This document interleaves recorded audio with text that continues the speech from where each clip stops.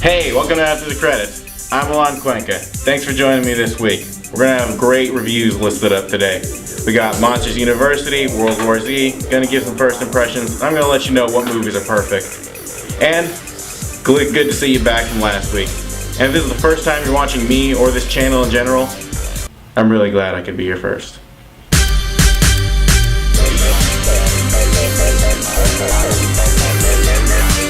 Hey, welcome back. Now I get started with my review of World War Z. Now the first thing I noticed about World War Z is the acting is really great. I mean, Brad Pitt is a veteran actor, so clearly he's the best of everyone there, but everyone else holds their own as well. It's really emotional and stirring, and you get a great performance out of everybody. Another thing I really enjoy about the movie is its writing. It's one of the most well-written summer action movies I've ever seen, and usually summer action movies aren't meant to be well-written. It's probably the most quotable movie I've seen in the theater so far. I'll always find myself remembering different scenes and quoting them to my friends while we're in the audience, and they get really mad at me for that, but whatever. I especially like at the end when they added a really great twist that human diseases can actually prevent the zombie virus, because viruses need good hosts, healthy hosts, and human viruses would make them bad hosts. It was a really nice twist. It reminded me a lot of War of the Worlds, and I loved that movie and the book and all that jazz. It was really nice. Another thing I really like is the movie looks great. I don't know what's up with summer movies looking great now. Just a thing, I guess. The special effects are pretty fantastic, and you see these big craning shots throughout the movie where you can see their budget go to good use. Another thing that I don't see in a lot of zombie movies is World War Z actually surprised me a few times. Not scared, but surprised me. Usually I can see a jump scare from a mile away. I'll just count it out. 1, 2, 3, and let's be honest, we can all do that now. But World War Z surprised me. I would say, oh, here's a jump scare. 1, oh, God in heaven. It was really nice to see that a movie wasn't afraid to just take a new approach on jump scares and get their timing to purposely manipulate you to think that it's going to happen at a different time. Now, there are a lot of problems I have with World War Z. Mainly they have to do with their story points. There's a bit early on where they hole up with a family, and that family dies except for their son, Tommy, who goes to live on the ship with them. And they never really point this out. The kid just kind of lives with them, like they adopted him for no reason. And he's not traumatized or anything. He barely has any screen time even. And I would just think that it was a really missed opportunity for the kid to get some characterization, or for Brad Pitt to just like put his arms around the kid and say, hey, it's okay, everything's gonna be alright. God knows I would want Brad Pitt to do that to me. Another point in the story is they don't really characterize the relationship between Brad Pitt, Jerry, I suppose, and his family. You see about 10 minutes where he's hanging out with them, making pancakes, waking up in bed and stuff, not in that order. But that's it. Then it gets right into the action. And I like that it got right into the action, but there wasn't enough character development for me to actually care about what happens to them. It's supposed to be a big drama with a huge payoff when he finally gets home to his family, but I didn't really feel anything because his family doesn't get a lot of screen time, and they didn't really have a lot of time together to develop emotions. You're just supposed to feel it, and it feels tacked on and lame. Overall, World War Z was pretty great, and it's honestly probably the best summer movie I've seen so far. I give it an 8 out of 10. The biggest problem with this movie is it is so close to being great, and it just never gets there. You think it's gonna get there, and then it just cops out like it's afraid of greatness. But either way, you should definitely go see it. It's really good.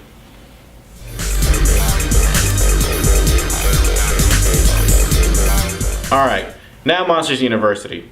Now, when I went in to go see Monsters University, I didn't really have any expectations for it because I really loved Monsters, Inc. And I didn't think the movie needed any more or any less. I thought it was just perfect the way it was. Monsters University shattered all my expectations because it showed me that this is the movie Monsters, Inc. deserved. They work very well as parallel structures. I really love the characters in Monsters University, more so than I did in Monsters, Inc. But that's mainly because there are more of them here. Now, Monsters, Inc. was Sully's story in the movie. It was a lot of him and his development, becoming a whole person, a monster, I don't know. And there was a little bit of Mike Wazowski thrown in. Monsters University is Mike Wazowski's movie with a little bit of Sully in there to support him. And they work very well together. A lot of the characters are very great. I actually don't think I know one bad character in the movie. The villains, the protagonists, the supporting cast, even some of the lesser known characters are really great. If they deliver a one-liner or just are there for one scene or appear periodically but only have a few lines, they're all just done very well. And this is partly because of the great writing. This is honestly one of Pixar's most well-written movies. I didn't expect to laugh at this movie as much as I did, but its humor is so clever, so well written, and it just keeps hitting you on all the right notes. Another thing that really surprised me, and I loved it so much, was just how emotional this movie got towards the end. It's all about feeling like an outsider, like you don't belong, as Mike goes on finding out that he's not scary and starts to think he doesn't belong in the monsters world. Now, I actually felt something for these characters, which is something that's really hard for a movie to get me to do, especially an animated movie. And it accomplishes this very well without it feeling forced. Now, Monsters University isn't perfect though. One real main concern I have with it is extremely predictable. I mean, I saw Monsters Inc. first, so obviously I knew they weren't gonna die or something. But even so, it's still pretty predictable. It follows one of those college movie formats where you have the jocks as the villains and you have all the outcasts trying to beat against them. It's typical Revenge of the Nerd fashion. And it's so ABC, it just follows an order. And I wish it would have broken the formula a bit. It does at the end, but by then it's just a little too late and I don't feel like it accomplished great storytelling. But no matter what I say, Monsters University is one of the best films I've ever seen. I give it a 9 out of 10. Of the two, World War Z or Monsters University, I recommend going to see this one. It's really great, and fans of the original are going to appreciate what this movie does for it.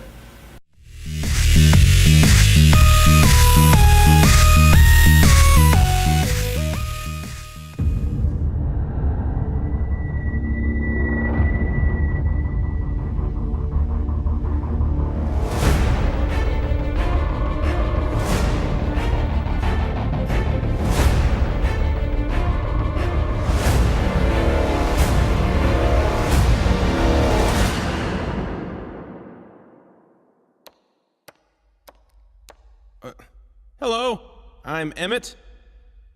I'm just gonna come right out. I have no idea what's going on. At all. My fellow master builders, including but not limited to Superman, Wonder Woman, the Mermaid, Green Ninja, 1980-something Space Guy, Michelangelo, and the 2002 NBA All-Stars. We have learned that Lord Business plans to end the world as we know it. There is yet one hope. The special has arisen. I think I got it, but just in case, tell me the whole thing again. I wasn't listening. I'm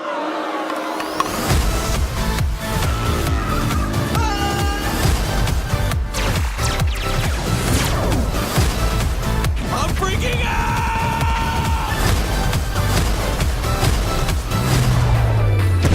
Relax, everybody. I'm here. Batman? Awesome! Could you make one of these in orange? I only work in black, and sometimes very, very dark gray.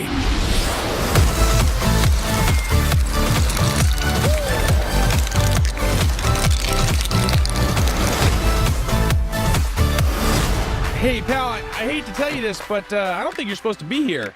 Well, I guess I'm gonna have to report you.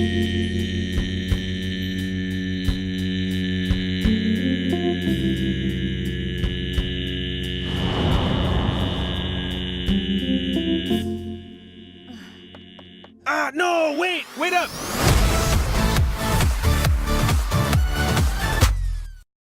It's Legos!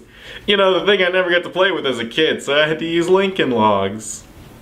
Is it sad to say I'm more excited for that movie than my next 3 birthdays? Steve, it takes guts to drop out like you did. Higher education comes at the expense of experience. Boss! What are you working on? It's a computer terminal that hooks up to the TV for the display.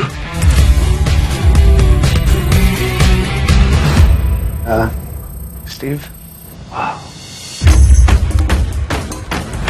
These are state of the art. Nobody's making anything like this. All right, okay. Welcome to Apple Computer. Is this everything? Startup. I think we should start with around 90 grand. Could you repeat that? If you'll have me aboard. Trust me, on my INDEPENDENT. Apple Incorporated went public this morning. Chasing dreams since I was 14. Y'all can't stop me. We gotta make the small things unforgettable. Typeface isn't a pressing issue. Get out. He's trying to start a war with IBM. Steve's been doing the impossible ever since he was in a garage. I'm trying to build an Apple, and they're taking it away from me. If you keep heading down this path, I will not protect you. It's a blatant ripoff. I'm gonna sue you for every cent! You are your own worst enemy. The board is unanimous. Steve will no longer be involved in this company. 10 years after Steve Jobs' departure, the future of Apple Computer is in jeopardy. In life, you only get to do so many things. We're gonna make Apple cool again. Here's to the crazy ones. The misfits. The rebels. Because the people who are crazy enough to think they can change the world are the ones who do.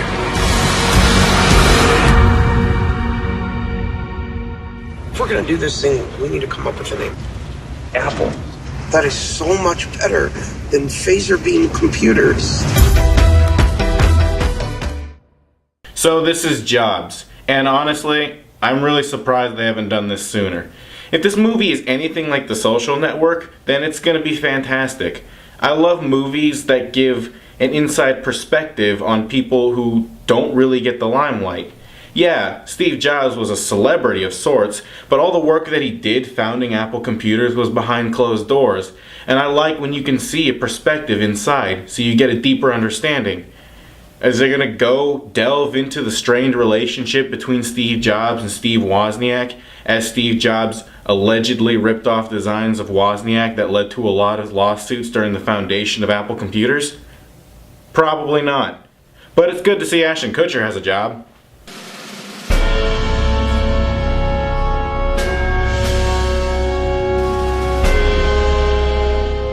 This movie is perfect. And the movie that I'm reviewing now, The Mummy. Look at it. Look at it. Just look at it. Look.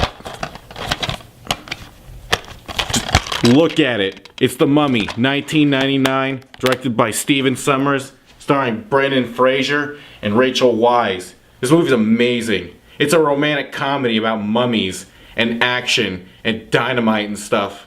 It's incredible. You get so many genres in one, and it balances them so perfectly. It's like this movie should be illegal to own. That's how awesome it is. This movie's perfect, and if you haven't watched it, you're missing out on one of the best things 1999 had to offer. And let's face it, there wasn't a lot of good things.